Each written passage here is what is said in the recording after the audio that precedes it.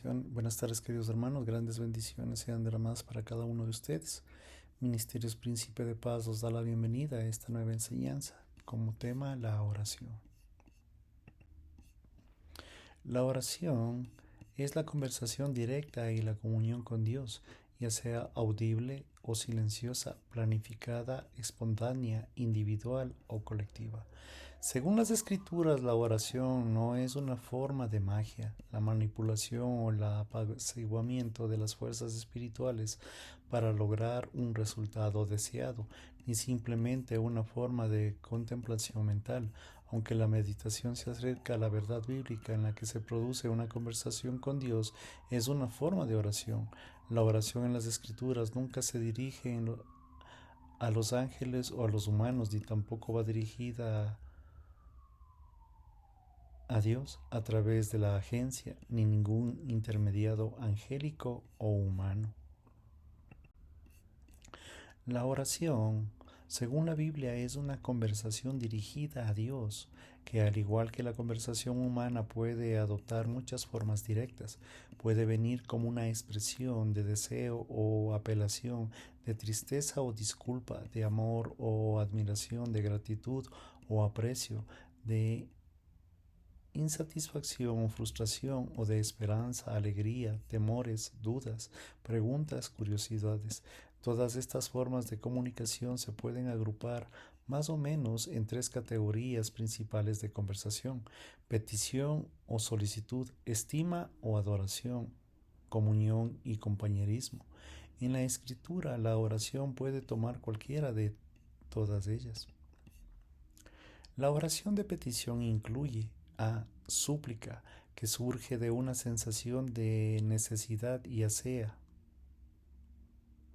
B. Petición, súplica por uno mismo. O C. Intersección, súplica por los demás.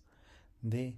Confesión, que surge del sentido de ofensa, es decir, un reconocimiento del pecado y solicitud de perdón de aceptación.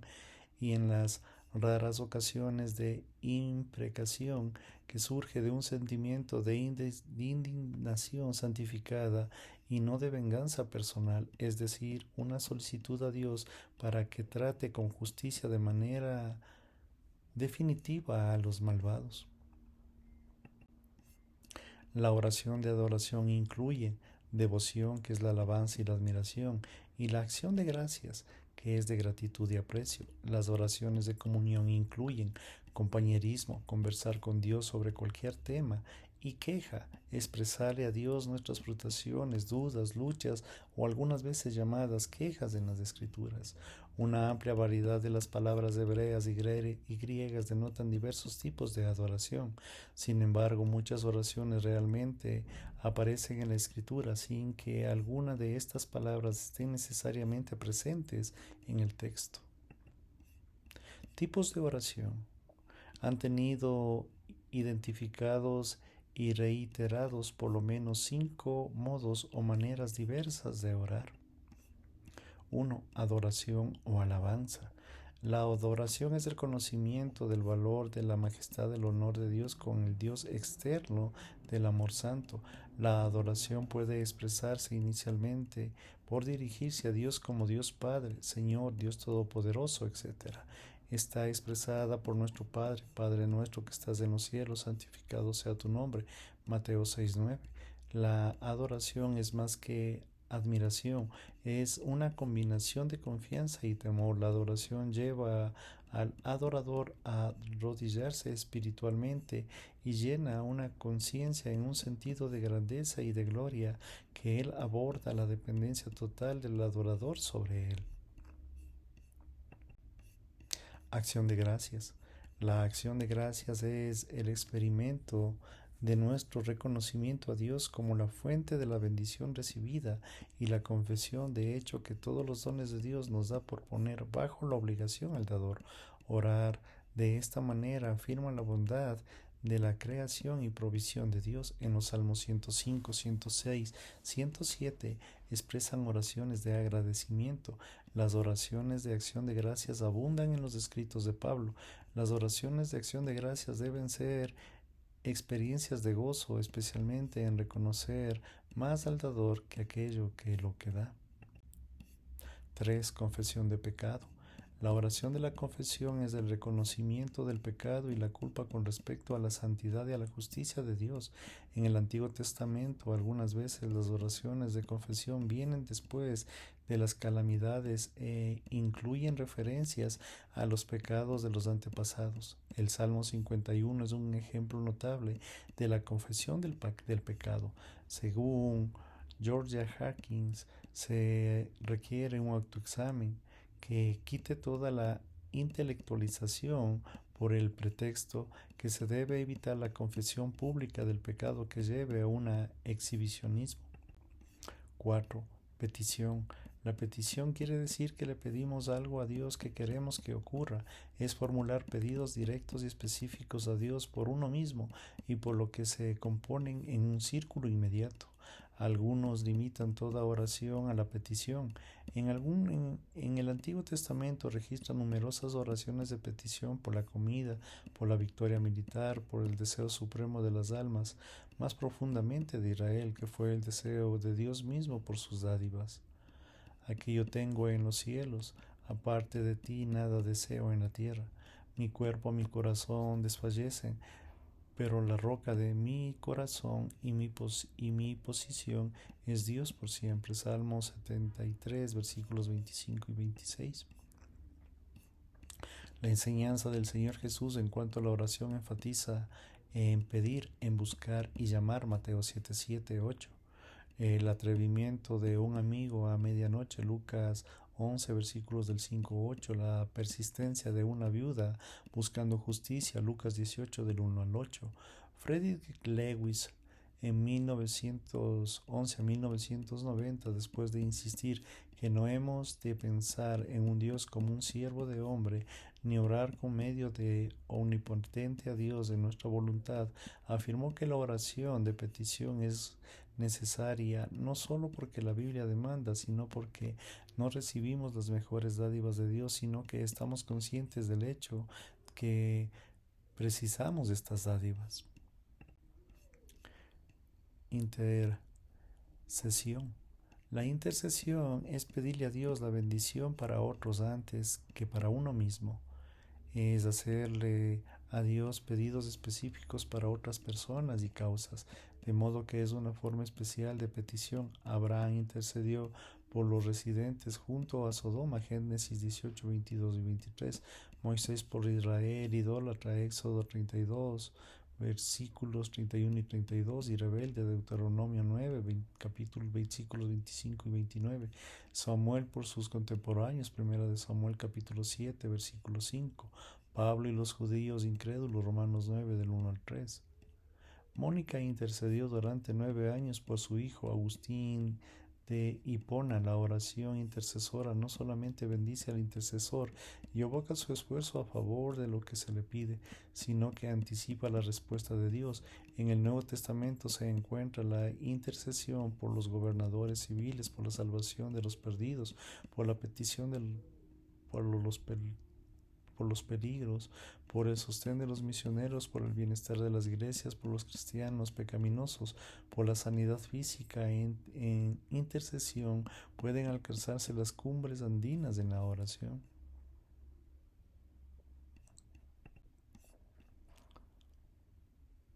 Escenarios de la oración. Los individuos o grupos pueden orar en distintos escenarios. Primero, existe la oración personal o la oración entre la persona y Dios. Tal oración puede ser privada ya que ocurre durante o en la casa o su oficina, o puede ser pública como cuando ora durante los periodos de la oración en silencio en el culto de adoración. Esta es una oración personal que puede realizarse en voz alta o en silencio. Puede ser ocasional en el ámbito fijo. Segundo, la oración puede hacerse entre compañeros de oración.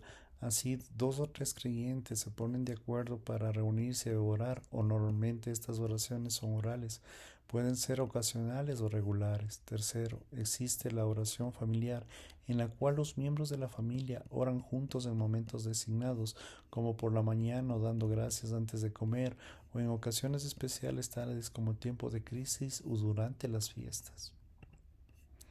Cuarto, la oración ocurre en el contexto congregacional. La oración es esencial no solamente en los cultos de adoración congregacional, sino también que es significativa en la reunión de los hombres, mujeres, niños, etc. En la herencia protestante, la reunión semanal de la oración ha sido un indicador importante del nivel de la oración y un distintivo de la vida de la iglesia.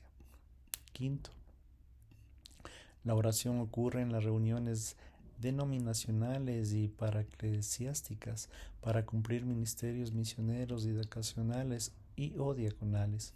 La historia de la iglesia cristiana, más de lo que suponemos, es una historia de una oración ferviente. Oh, ¿dónde están ahora los reyes de los imperios de antaño que vivieron y se fueron? Pero tú, Señor, tu iglesia todavía está orando de igual manera durante milenios. Sexto, se puede orar en las asambleas públicas, legislativas, en convenciones políticas, en reuniones cívicas y en ocasiones de bienestar. La pregunta y los efectos si se debe permitir la oración en las escuelas públicas ha llegado a ser un asunto altamente controvertido a nivel legal, constitucional y político en los Estados Unidos de América durante estas últimas décadas. C. Posturas corporales para la oración. Existen por lo menos 4 posturas corporales que han sido empleadas por los cristianos en un momento de la oración. La más común actualmente, es decir, estar sentado, no necesariamente tiene un fundamento bíblico. La postura de orar parado es sugerida en 1 de Samuel 10, capítulo 19, versículo 9, Primera de Reyes 8:22. Alzar las manos mientras se ora, 1 de Timoteo 2.8. La práctica cristiana derivada del judaísmo aparentemente se hacía de pie. Arrodillarse para orar es sometido por los ejemplos del Señor Jesús, Lucas 22:41, Esteban, Hechos 4:7-60, Pedro, Hechos 4:9, Pablo, Efesios 3:14. Postrarse en el suelo en la manera que Mateo describe la postura de Jesús en el huerto de Getsemaní. Mateo 26:39. Formas de oración. ¿Qué forma debe tomar la oración cuando los cristianos se reúnen para adorar a Dios? Históricamente han existido 2 principales formas, la oración litúrgica y la oración libre. La oración litúrgica significa el uso de oraciones bíblicas y o oraciones de la historia litúrgica posbíblica del cristianismo, especialmente en los libros de adoración y oración, como el modo principal de la oración contemporánea de las demás congregaciones. La oración libre significa el uso de oraciones compuestas por los líderes de adoración actuales o por participantes de la adoración como el principal modo de oración y de adoración congregacional contemporánea. El problema de la oración litúrgica contrapunta la oración libre. No está planteado directamente en la Biblia. La única oración prescrita en el Antiguo Testamento es la que se hace y se ofrece en la presentación de las primicias de Deuteronomio 26, y la expresión del Padre Nuestro en el Nuevo Testamento no prescribe la oración alguna.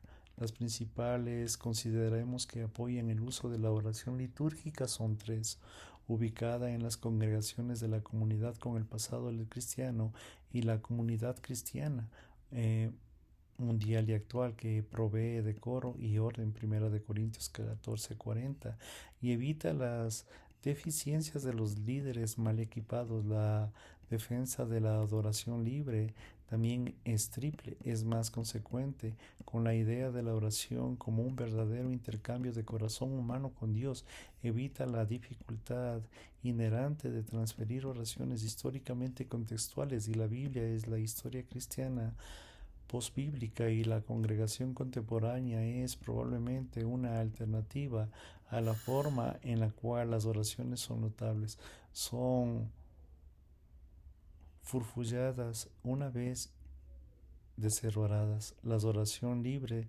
son denominadas a menudo como extempore, no es verdaderamente extempore.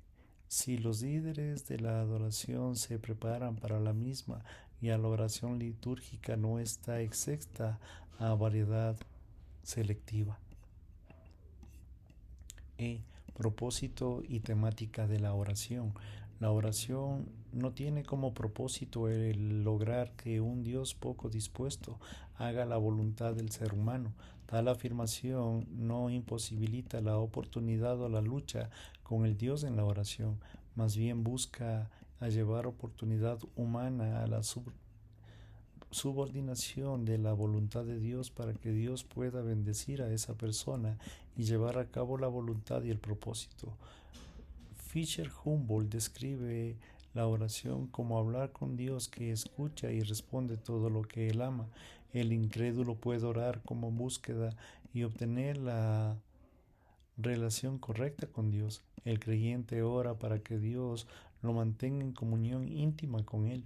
El tema apropiado para la oración es toda cosa que concierna a todos los seres humanos, pues el Dios del Padre de nuestro Señor Jesucristo se interesa por cualquier y toda cosa que en las vidas de sus hijos humanos. F. Objeciones a la oración en parte de los incrédulos. Algunos de los principales objeciones de la oración, principalmente en la oración de la petición y de la intercesión, se han sido planteadas por quienes no creen necesitan ser identificadas. En primer lugar, el naturalismo filosófico formula una objeción que generalmente se articula en el discurso del lenguaje de la ley natural y en la necesidad científica. Una respuesta en la oración involucra la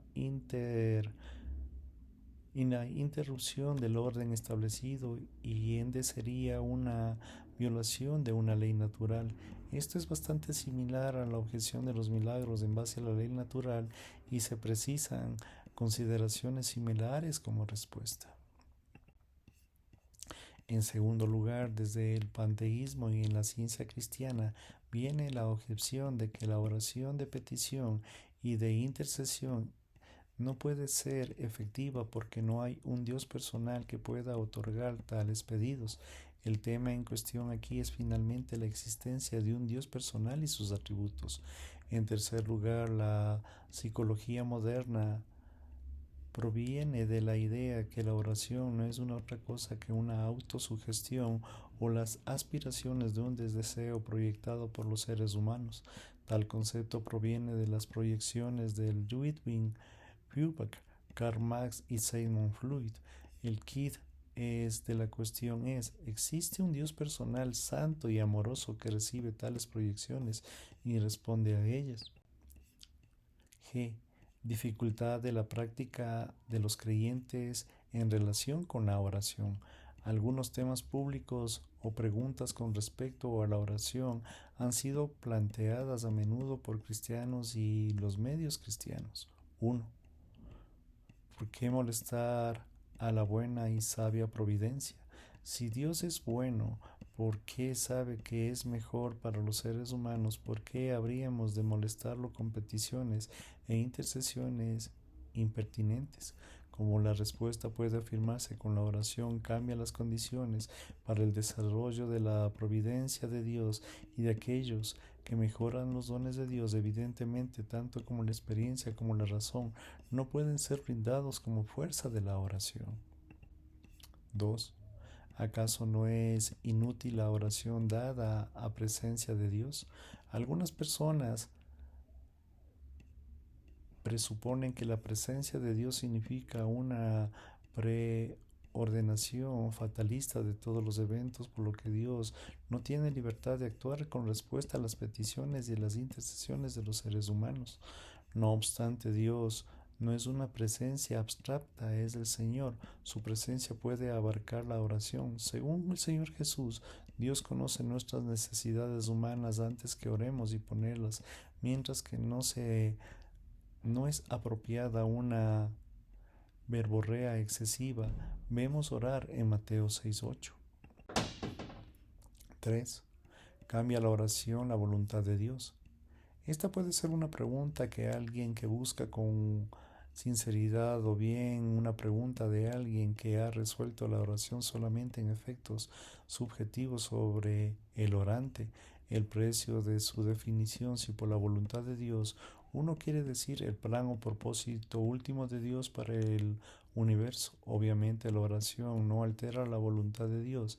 Si es por otro lado con la frase la voluntad de Dios, uno quiere decir que la violación ejecutiva específica de Dios, entonces el cristiano tiene las razones para afirmar de que la oración, si se altera la voluntad de Dios, no es esclavo de una inmutabilidad abstracta y su respuesta a la oración no hace que Dios una marioneta de los hombres. Según PTF Fawcett, la oración es un encuentro de voluntades hasta que cede una voluntad por la otra. Por otra parte, por medio de la oración y cambios de conductas y la voluntad de Dios hacia nosotros. 4. ¿Puede Dios otorgarme peticiones e intercesiones contradictorias por parte de diversos seres humanos o grupos? ¿Qué pasa cuando hay oraciones humanas que piden a Dios efectos contradictorios? Los españoles oraron por el éxito de su armada y los ingleses oraron por la derrota. La pregunta sugiere, tales oraciones ubican a un Dios, un dilema de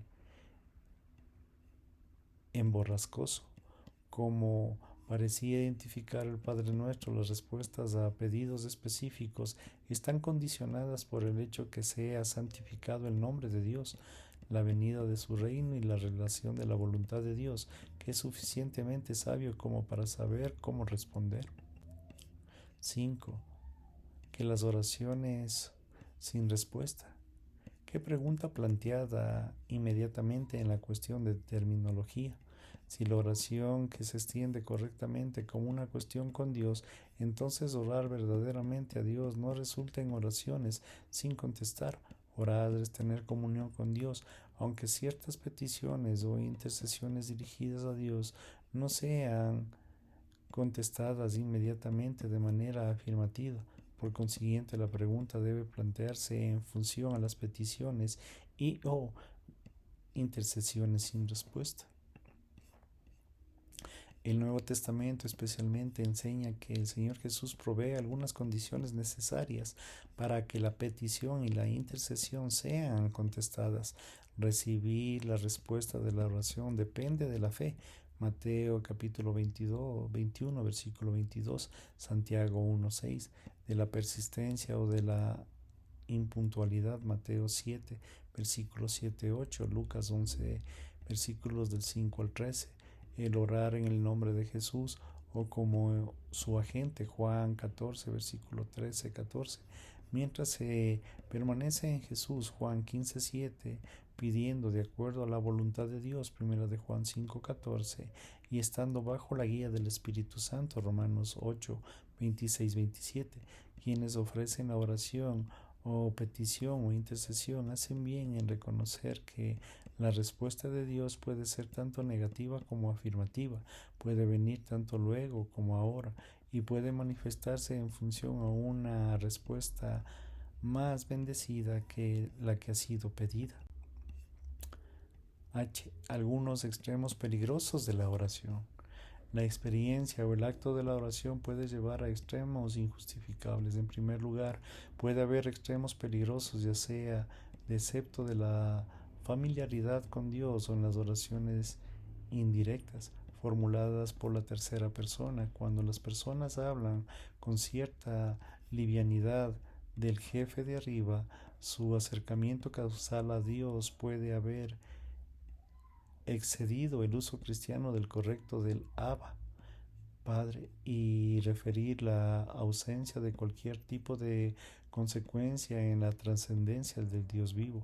Por otro lado, la práctica recurrente de la oración formulada en la tercera persona y no en la segunda persona, particularmente en la alabanza congregacional, indica un grado de relación indirecta que oscurece la relación cara a cara, que es esencial para la oración. Este es un peligro particularmente para los pastores y otros que lideran la oración, pues es posible que hayan permitido que un sermón dirigido a la congregación haya invalidado la oración de la congregación. En segundo lugar, se puede que se presenten los extremos peligrosos, ya sea la absorción mística de la deidad y de la transformación de la oración en una suerte de piñata, en la merced de manojos humanos. El misticismo panteísta derivado del neoplatonismo alinea a quienes oran y buscan aquella unión última con Dios y cuya naturaleza es una absorción. Esto se entiende en la relativizar el lugar de las peticiones de intercesiones en la comunión legítima que da lugar a la unión en la cual un humano deja de serlo. Por otro lado, existe un extremo peligroso de reducir las dominaciones que alimenta la oración, las condiciones de fe de la voluntad de Dios, las promesas de Dios que a menudo del método humano aseguran un lugar de la pérdida de tiempo, de la salud, de la riqueza y del éxito. 5. El carácter indispensable y urgente de la oración. La oración es un imperativo para los cristianos. Por las razones tanto negativas como positivas es indispensable, porque la falta de oración es el peor pecado, la raíz hasta la herejía mortal. El ejemplo de la vida cristiana victoriosa es indispensable porque trae que el que ora a la presencia de Dios y a la comunión con Él. Ole Christian 1879-1961 interpretaba que la oración como un trabajo, el trabajo más importante en el reino de Dios, asimismo como una lucha con Dios para Forsyth. La oración no solamente es el gran medio de la vida cristiana, sino también el gran fin de esa vida. Finalmente es el más verdadero decir que vivimos la vida cristiana para orar, que decir que oramos para vivir una vida cristiana. Gracias, queridos hermanos, que el Señor los bendiga. Si el Señor lo permite, estaremos con ustedes en una nueva enseñanza. Bendiciones.